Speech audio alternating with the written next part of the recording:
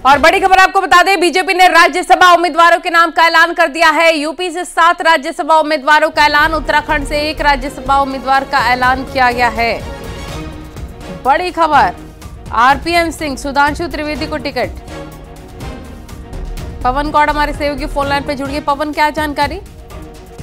देखिए, बीजेपी ने आज जो है वो अपनी जो 7 नामों की घोषणा आज बीजेपी ने राज्यसभा के लिए कर दी है। बीजेपी आज जो राज्यसभा की अगर बात करें तो 10 जो सीटें वो खाली हुई थी उत्तर प्रदेश से। पिछली बार जो है वो 9 बीजेपी के पास थी और 1 जो है समाजवादी पार्टी के पास थी।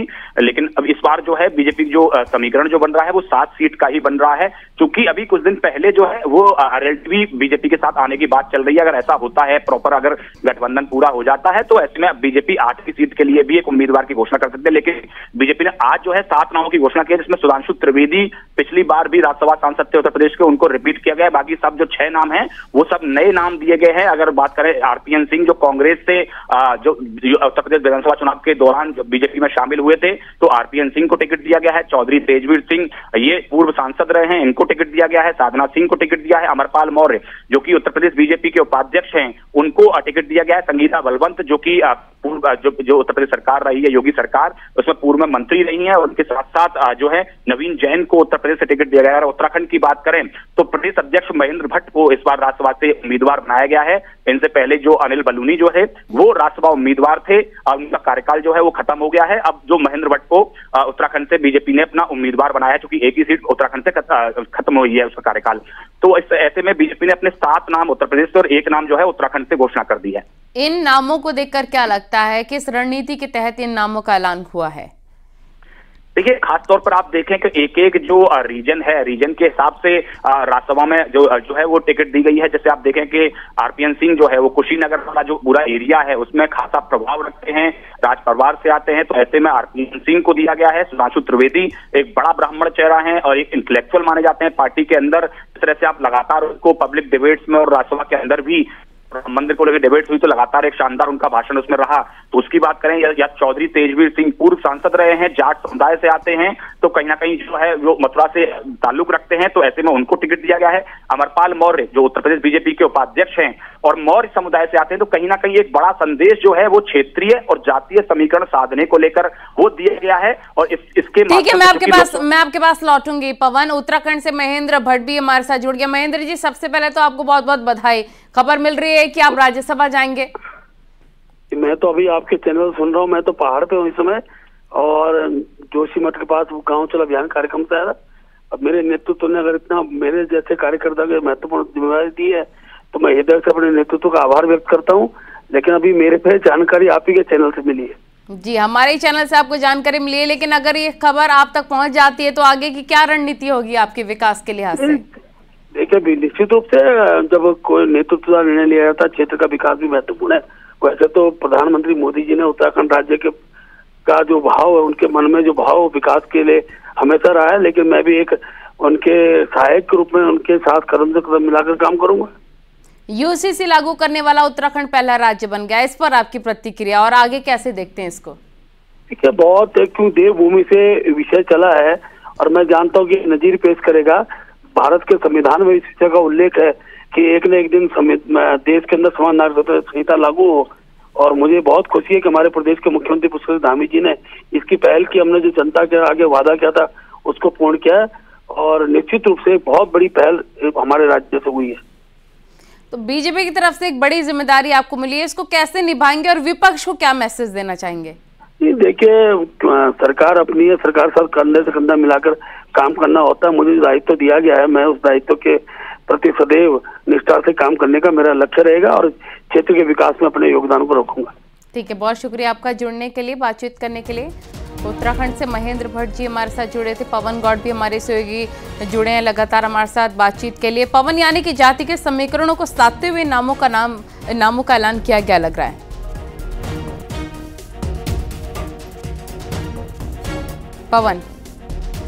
पवन का संपर्क टूट गया है, ये बड़ी खबर लगातार हम आपको बता रहे हैं। बीजेपी ने राज्यसभा उम्मीदवारों के नाम का ऐलान किया है। यूपी से 7 राज्यसभा उम्मीदवारों का ऐलान, उत्तराखंड से 1 राज्यसभा उम्मीदवारों का ऐलान। उत्तराखंड से महेंद्र भट्ट भी राज्यसभा जाएंगे, उनसे हम बातचीत कर रहे थे। उनका कहना है कि ये खबर न्यूज़ 18 के माध्यम से उनको मिली है। और अगर ऐसा होता है तो आने वाले वक्त में वो पूरी जिम्मेदारी के साथ इसे निभाएंगे। ये बड़ी खबर हम आपको बता रहे हैं, किन किन नामों का ऐलान किया गया है एक एक करके, वो भी जानकारी हम आपको दे रहे हैं। आरपीएन सिंह, सुधांशु त्रिवेदी को टिकट मिला है। चौधरी तेजवीर सिंह, साधना सिंह को भी टिकट मिला। अमरपाल मौर्य, संगीता बलवंत उम्मीदवार होंगे। यूपी से नवीन जैन को भी राज्यसभा का टिकट।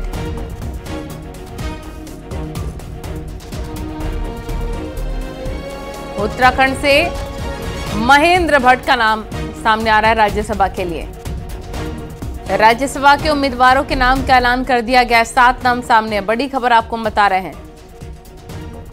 बीजेपी के राज्यसभा उम्मीदवार कौन कौन है देखिए। अमरपाल मौर्य, आरपीएन सिंह का नाम सामने आ रहा है।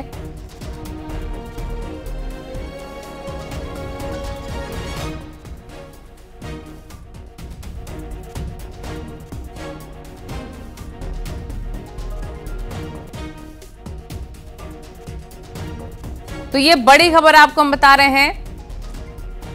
10 सीटें खाली हैं, जिसमें से 7 नाम आपको बता रहे हैं हम उत्तर प्रदेश से, और एक नाम हम आपको बता रहे हैं, एक नाम महेंद्र भट्ट का भी। संकेत हमारे सहयोगी हमारे साथ फोन लाइन पर जुड़ गए हैं।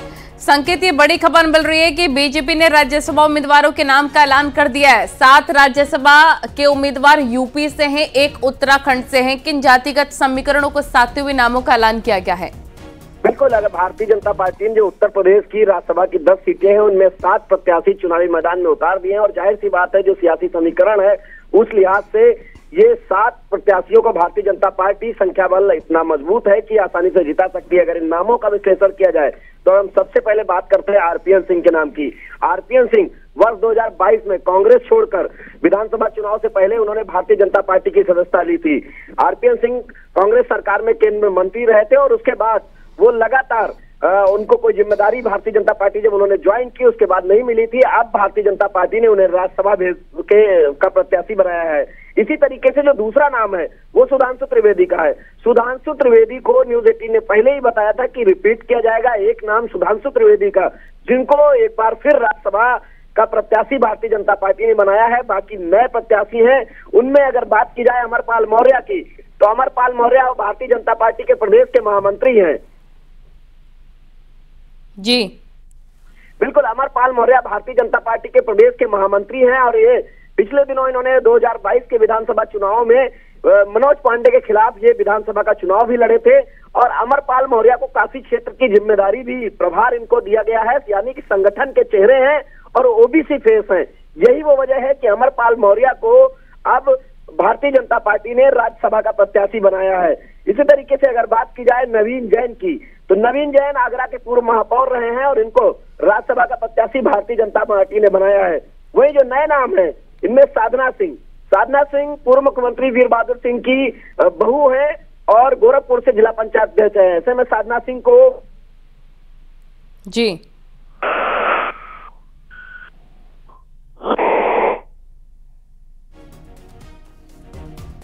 तो तकनीकी खामी के चलते संकेत से संपर्क टूट गया है। ये बड़ी खबर लगातार हम आपको बता रहे हैं। आने वाले चुनावों के लिहाज से ये नाम काफी ज्यादा अहम है बीजेपी के लिए। बड़ी खबर इस वक्त यूपी से 7 राज्यसभा उम्मीदवार जीतना उनका तय माना जा रहा है। एक नाम उत्तराखंड से महेंद्र भट्ट राज्यसभा जाएंगे। सुधांशु त्रिवेदी का भी नाम सामने आ रहा है। और आपको ये बता दें कि 6 जो नाम है 7 नामों में से उत्तर प्रदेश के, वो नए नाम है। एक सुधांशु त्रिवेदी दोबारा रिपीट किए गए हैं। ये बड़ी खबर इस वक्त आपको बता रहे। आरपीएस सिंह, डॉक्टर सुधांशु त्रिवेदी जी ने रिपीट किया गया इस बार। चौधरी तेजवीर सिंह, साधना सिंह नए उम्मीदवार हैं। अमरपाल मौर्य, डॉक्टर संगीता बलवंत ये नए उम्मीदवार है राज्यसभा के लिए। नवीन जैन, महेंद्र भट्ट उत्तराखंड से उम्मीदवार। आरपीएन सिंह, डॉक्टर सुधांशु त्रिवेदी, ये नाम हम आपको 7 नाम बता रहे हैं उत्तर प्रदेश से, जिनका जीतना लगभग तय है। 6 नाम जो कि नए उम्मीदवार हैं, एक नाम सुधांशु त्रिवेदी का जो कि रिपीट किए गए हैं, और साथ ही साथ महेंद्र भट्ट जो उत्तराखंड से आते हैं वो भी राज्यसभा के लिए उम्मीदवार, जिनके पास जानकारी न्यूज 18 के माध्यम से ही पहुंची है। ये बड़ी खबर इस वक्त हम आपको बता रहे हैं। यूपी से 7 राज्यसभा उम्मीदवार, उत्तराखंड से 1 राज्यसभा उम्मीदवार, 6 नए नामों का ऐलान इस बार किया गया है। इन 7 उम्मीदवारों का जीतना लगभग तय है। एक नाम महेंद्र भट्ट का, जो उत्तराखंड से राज्यसभा जाएंगे। ये बड़ी खबर इस वक्त की। सुधांशु त्रिवेदी की भी तस्वीरें आप देख रहे हैं। लगातार दूसरी बार उनको मौका मिला है राज्यसभा जाने का। और आरपीएन सिंह, जो राज्यसभा उम्मीदवार, चौधरी तेजवीर सिंह, सारदा सिंह का नाम भी सामने आ रहा है। ये बड़ी खबर आपको बता रहे हैं इस वक्त की। बीजेपी ने राज्यसभा उम्मीदवारों के नाम का ऐलान कर दिया। यूपी से 7 राज्यसभा उम्मीदवारों का ऐलान, जिसमें से 6 नए उम्मीदवार हैं। एक सुधांशु त्रिवेदी को रिपीट किया गया है और एक नाम महेंद्र भट्ट का भी सामने आ रहा है।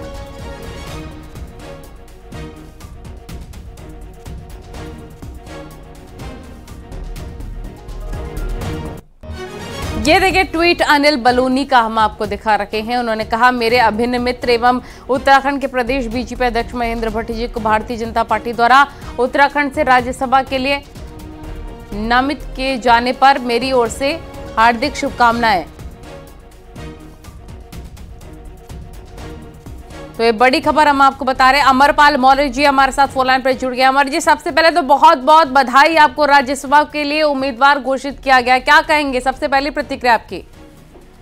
मैं भारतीय जनता पार्टी का एक सामान्य कार्यकर्ता हूँ जी, और भारतीय जनता पार्टी में सभी कार्यकर्ताओं का, किसी भी स्तर का व्यक्ति है, हमारा शीर्ष नेतृत्व, हमारा प्रदेश नेतृत्व, हमारा देश का केंद्रीय नेतृत्व अपने उस छोटे से कार्यकर्ता का भी इतना ख्याल रखता है। इसके लिए मैं पार्टी के लिए अपना जीवन समर्पित करता हूं। पार्टी के लिए मैं ऋणी हूं, अपने नेतृत्व का, मैं अपने विचारधारा के लिए और पार्टी के लिए अपना सर्वस्व जीवन जो है इस पार्टी के लिए जीवन समर्पित करने के लिए कार्यकर्ता के रूप में काम करता हूं। आने वाले वक्त के लिहाज से, आने वाले चुनावों के लिहाज से, विकास के लिहाज से अब आगे की रणनीति आपकी क्या होगी? भारतीय जनता पार्टी माननीय नरेंद्र मोदी जी के नेतृत्व में जो विकास की यात्रा चल रही है, उस विकास की यात्रा की गाड़ी को हम सब मिल करके 2024 में पुनः स्थापित करेंगे। इतना ही मेरा कहना। धन्यवाद। ठीक है, शुक्रिया आपका जुड़ने के लिए। राज्यसभा उम्मीदवार के नामों का ऐलान हो गया है और एक-एक करके सभी उम्मीदवारों को, तो ये बड़ी खबर आपको बता रहे हैं। और साथ ही एक-एक करके हम उनसे बातचीत भी कर रहे हैं, उनकी प्रतिक्रिया भी जान रहे हैं। राज्यसभा चुनाव से जुड़ी ये बड़ी खबर है। बीजेपी ने उम्मीदवारों के नाम का ऐलान कर दिया है। उत्तराखंड से 1 राज्यसभा उम्मीदवार का ऐलान, जिनका नाम महेंद्र भट्ट है, वो भी राज्यसभा जाएंगे।